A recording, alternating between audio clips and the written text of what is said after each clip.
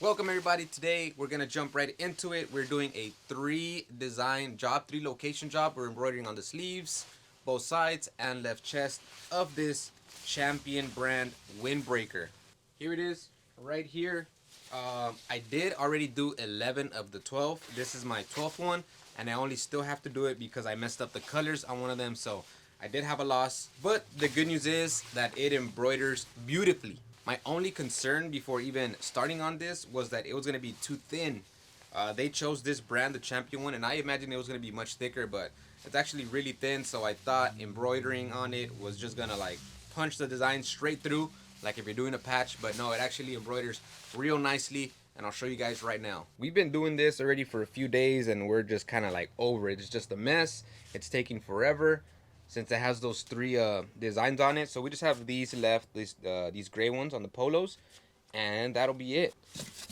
But this is everything right here. I'm trying to break the apart. We got black polos as well. We got zip ups. We got the hats I already did a video on. We got long sleeve polos as well. Those are in there. Last thing we need to do is just finish the jacket.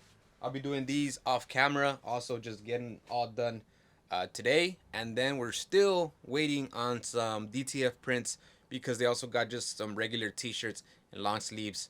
But that'll be for another 2-3 days from now. And that'll be it finally. Jobs like these though, they do get a little tough after you've already been working on them for a few days. Cause yeah, the payday's nice. They paid us up front, and then after is just, at least us that just have the two machines, we're tied up. You know, like we can't really try to do new products or work on like videos for socials and stuff like that. We're just like tied up for the entire week, and then that's kind of like when you start feeling like, well, is it actually worth it? Like, what we got paid? Should we have charged more? Like, definitely having at least one machine would help. But it's not always that we do such big number items and big paydays. So we're still kind of like on the fence. You know, we definitely want to get another machine, but we're still trying to see. We're trying to get more business and stuff like that. So I'm gonna move this table to the middle so I can show you guys how we're hooping. I'm actually have been using the HoopMaster hooping station, and when it comes to the sleeves, I've been using the standalone, or I forgot what they call it, but it's made life much easier, especially on the sleeves. Just fumbling on the table trying to get this area flat and putting the hoop in there and everything, it's a bit of a nightmare. So this is exactly the job that they are needed for. Okay, I had this hooped already, but that previous take was horrible. My explanation was all over the place, so let me try to do this a little better. This is my perfect combo right here. I bought these off of Amazon, these 7.5 inches, 2.5 ounce sheets. Much easier than cutting up from your roll of cutaway stabilizer. Just fits in here perfectly with the, what is this, the 5.5 inch Mighty Hoop. Just like that. And to set up this exactly how I want it, so that each jacket positioning comes out the same, I make my usual marking the way that I'll do any sweatshirt, with a piece of tape or whatever. So this is a large. I usually do from here 4 fingers down plus maybe one about here, and also mark down from this area of the jacket straight down. That'll be my center. And now I'll fix this based on that, so that every time I hoop it, it'll be in the same location. Also up here, there's letters A, B, C, D, E. So I'll be keeping this at B. All the future jackets that I'm hooping is gonna start with the zipper way up here on B. And my design starts off at the top, so here I know that my design will be starting right here. I'm just gonna line it up to that dot, and that's it. It's not super tight in there, so I'm just pulling it from the sides. I've had no issue doing that till it's really smooth, like that. I had to hoop the wrong way, so I had to unhoop it, flip it, and now we're good to go. We got our large design right there. I'm gonna keep it, I do have to bring it down a bit. And that should be good. I'm not gonna scoot that over. I think that'll be fine. I'll show you guys the digitizing when I'm done with the 3 designs on it. Just real quick, nothing crazy. I'm not really doing anything special or like doing any cool tricks to get it done. I'm kind of just showing in case you guys are serious on how to embroider a windbreaker. It's nothing more than a cutaway stabilizer. It has to be at least 2.5 inches. If there was some crazy puckering, I would switch it up and use 2 sheets of cutaway, but that's enough for me. I'm using 7511 needles, regular standard thread, 40 weight, and yeah, let's see how it goes.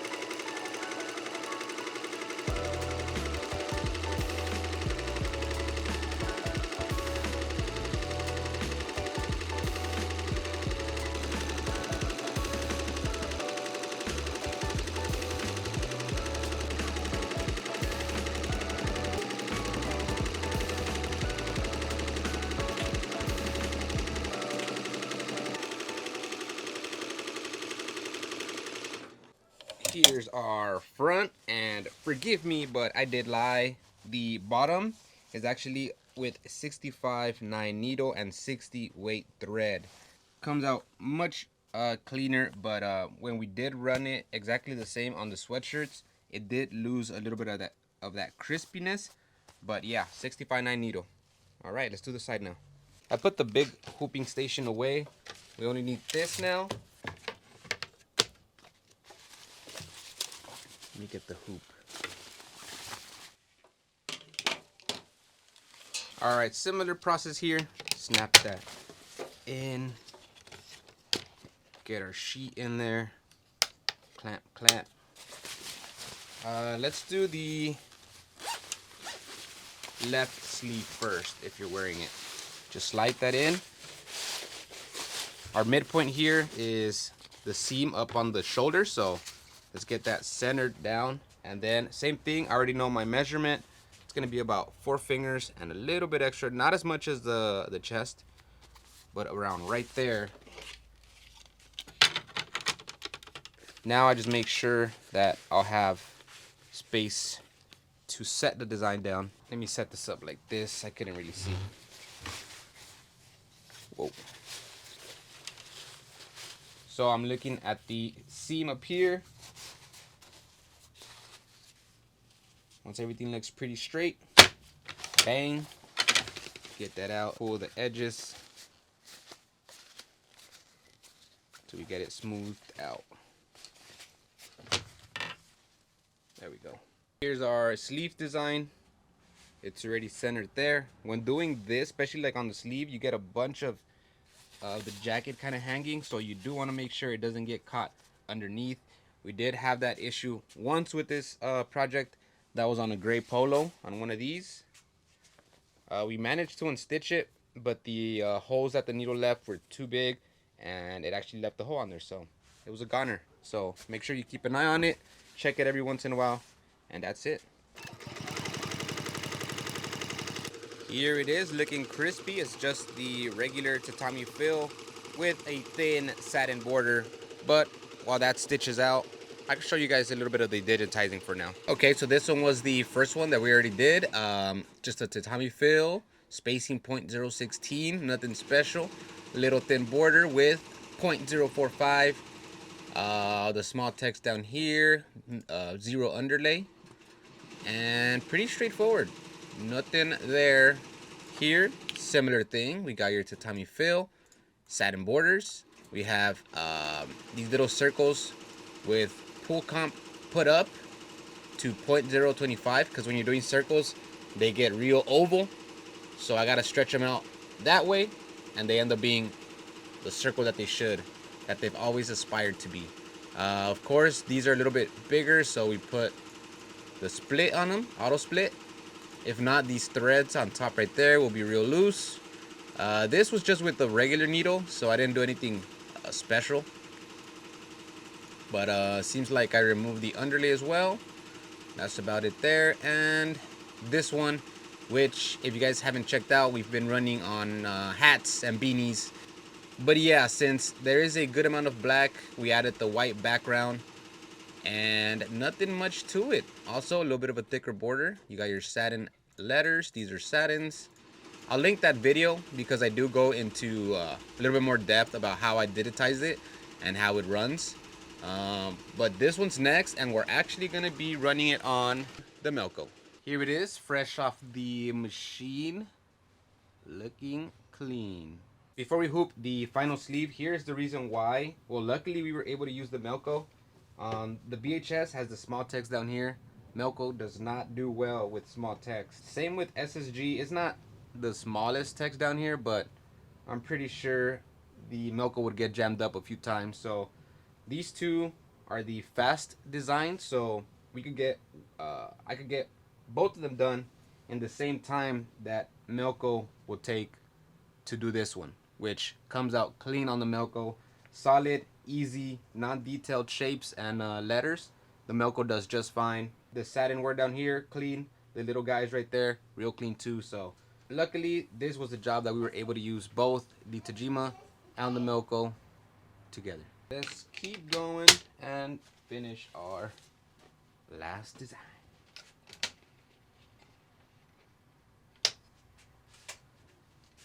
Turn the Tajima off.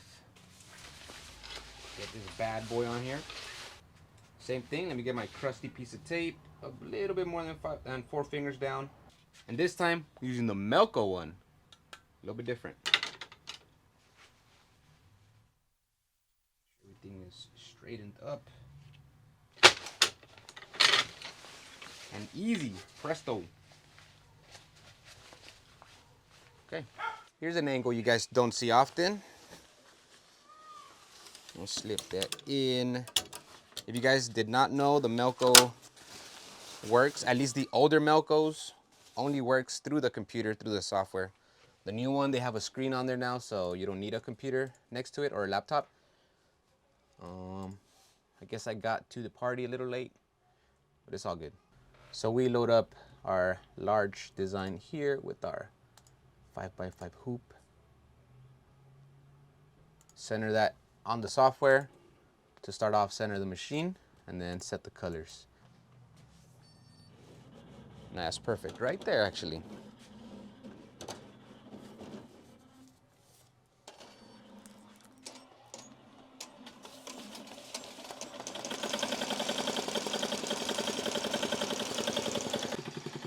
Now the Melco's a little louder, but for this design, it runs perfectly. I actually do have to do the full maintenance for it. You take this off on both sides. There's areas where you have to oil, check a tension of this wire that's back here, oil some areas back here, same as right here. Probably won't be able to tell, but there's a little hole in a railing there. You throw a bunch of oil as well. It's nothing crazy, but I gotta do that next. Only thing I don't really like about my new mic is that it doesn't attach with, through a magnet like the DJI mic does. The DJI mic, you put the magnet inside and then it just like hangs on onto there. This one you gotta clip it onto something, and it's just pretty awkward.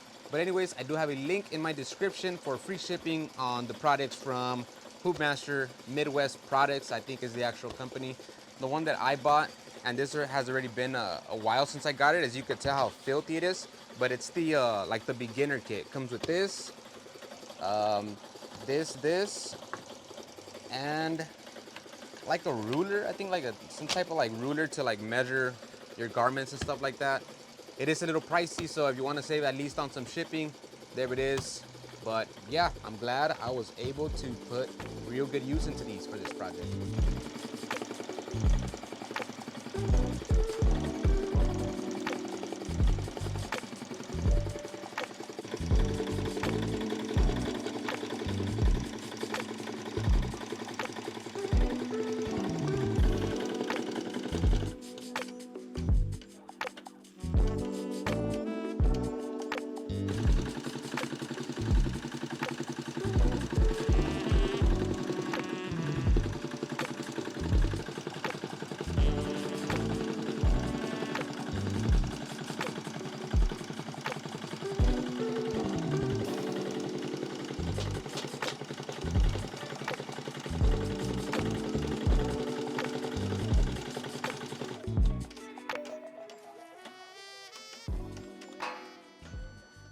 It's always scary when you're hooping the bottom part of it, because if it doesn't pull out, that means something got pinched.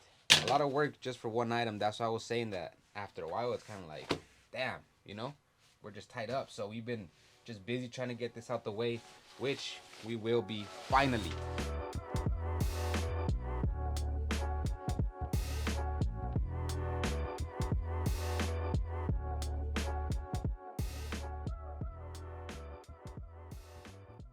Man, it's starting to get hot in the garage again. It was just raining, what, 3, 4, maybe like 4 or 5 days ago. We actually went to Mount Baldy to the snow right after. When was it? On Saturday. That was pretty cool. But anyways, that's it for this one. I hope you guys enjoyed watching both the Tajima and the Melco go at it on the windbreaker. I'm relieved that we got that part of the job out the way without a major hitch. I did lose one, but not bad still. Thank you guys for coming along and sticking to the end. If you have, thank you. Any likes or subs is always very much appreciated. That's it for me. Deuces.